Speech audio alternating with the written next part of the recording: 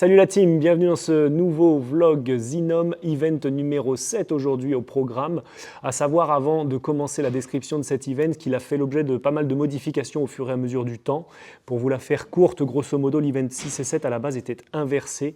La vidéo précédente, j'ai du coup présenté l'event 6 à base de toast to bar, snatch, muscle up. Et bien ça a été très longtemps l'event numéro 7. Et le 6 était en attente, coming soon, avec un gros suspense sur ce que ça allait être.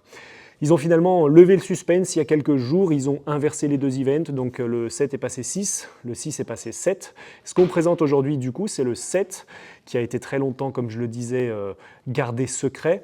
Cet event, ça va être un 5 répétitions max Rhino Deadlift. Rhino Deadlift, pour ceux qui ne connaissent pas, en fait, ça fait référence à une plateforme Rogue, à un matériel spécifique qui est généralement utilisé davantage pour du renfort.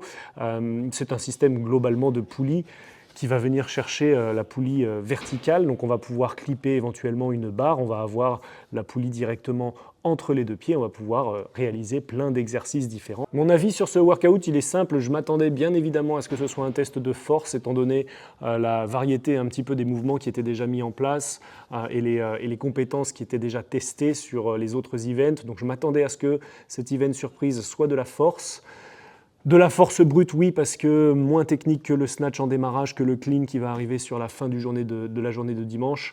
Donc voilà, je m'attendais à un squat, à un deadlift ou quelque chose comme ça. J'espérais que ce ne soit pas le deadlift, ça l'est, c'est pas grave. Personnellement, bien entendu, c'est pas un mouvement sur lequel j'excelle. C'est clairement pas l'event sur lequel je vais aller chercher un gros score.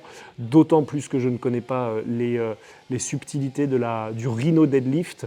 De ce que j'ai pu en lire, a priori, on peut aller chercher plus lourd que sur un deadlift conventionnel. C'est la seule indication que j'ai, mais voilà, pas plus.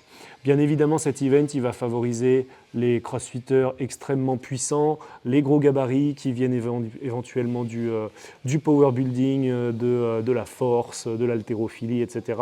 Il va moins avantager les profils comme le mien, plutôt fins et axés gym. L'inconnue, elle est simple sur ce WOD-là, c'est que j'ai jamais touché de Rhino Deadlift avant et je n'en toucherai certainement jamais avant l'event.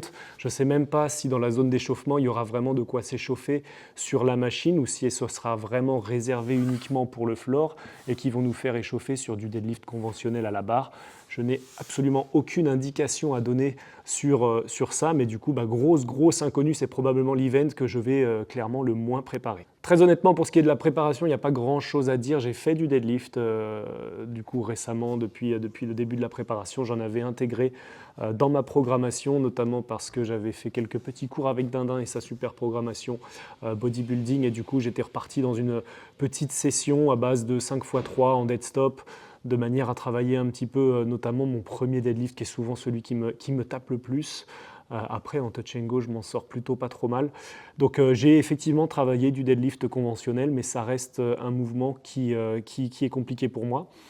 Donc pas de préparation vraiment très spécifique, si ce n'est une reprise un petit peu de mes repères sur mes barres, alors lourdes pour moi, hein, je ne suis pas monté au-delà de 160, donc c'est pour vous dire. Mais bref, voilà. Prise de repères essentiellement sur la préparation, sur du deadlift conventionnel, et puis le jour J, on verra ce que ça donne sur du Rhino Deadlift. La stratégie, elle est très simple. Le WOD dure 3 minutes. Voilà. En gros, on arrive sur la plateforme, on charge. Je pense qu'on fait une série, et puis j'imagine que c'est fini. 3 minutes, c'est vraiment extrêmement short pour faire son 5 RM. Donc je pense que tout va se jouer sur la phase de warm-up. Une grosse mobilisation, une montée en charge vraiment efficace jusqu'à quasiment son 5 RM visé. Même je pense qu'il faut aller chercher ce 5 RM dès l'échauffement, parce qu'après, le temps de latence entre le moment où j'ai terminé mon échauffement, où je rentre sur la scène, on ne sait pas trop ce qui va se passer en termes de temporalité, mais probablement du 5-10 minutes, donc on va avoir le temps de récupérer. Et sur 3 minutes, il n'y a pas le temps de niaiser, hein. C'est éventuellement une première barre très vite chargée, boum, je fais, et éventuellement une deuxième à la toute fin des 3 minutes, mais globalement, ça va être un event où il va y avoir 2 charges à tirer, sans aucun repère pour moi, donc ça va être fun. Au niveau des pronostics, vous imaginez bien que je suis dans le flou le plus total, donc du coup il n'y aura pas de pronostic sur ce WOD-là, d'autant que le pays calculator n'est pas encore en place, il n'est pas encore en ligne, et je pense qu'il ne ils vont pas, je pense, pouvoir estimer et calculer cet EPI tant qu'ils n'ont pas quelques références sur ce que les gens font. Donc je pense que l'EPI Calculator, il sera plutôt disponible pour les events après Dallas, quand ils auront déjà accumulé un petit peu de data sur cet event.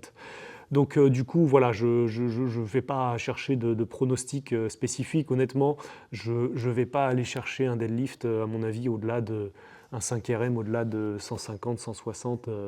Ça me paraît déjà bien. Après, peut-être quid d'une bonne surprise et d'une bonne sensation sur le Rhino deadlift. Voilà, mais en tout cas, ça ne va pas aller chercher du 200 kg, je vous annonce. Voilà, vous savez tout sur cet event numéro 7 avec une vidéo un petit peu plus courte étant donné le format du WOD et l'inconnu qui l'entoure. J'en profite sur cette fin de vidéo pour vous rassurer, mon petit doigt va bien, va beaucoup mieux, il est tout neuf. L'ongle va juste tomber, mais bon, d'ici quelques mois, donc ça ne me gênera pas pour Dallas. Dernière semaine de gros entraînements du coup sur lequel je vais essayer de reprendre un petit peu confiance, notamment sur les barres lourdes, le snatch, sur le complexe, sur le clean. J'ai encore un WOD à tester, ça je vous en ferai part sur la vidéo de la fin de semaine. D'ici là, je vous laisse vous abonner pour suivre nos petites aventures et je vous donne rendez-vous dans très très peu de temps pour l'event numéro 8. Ciao la team!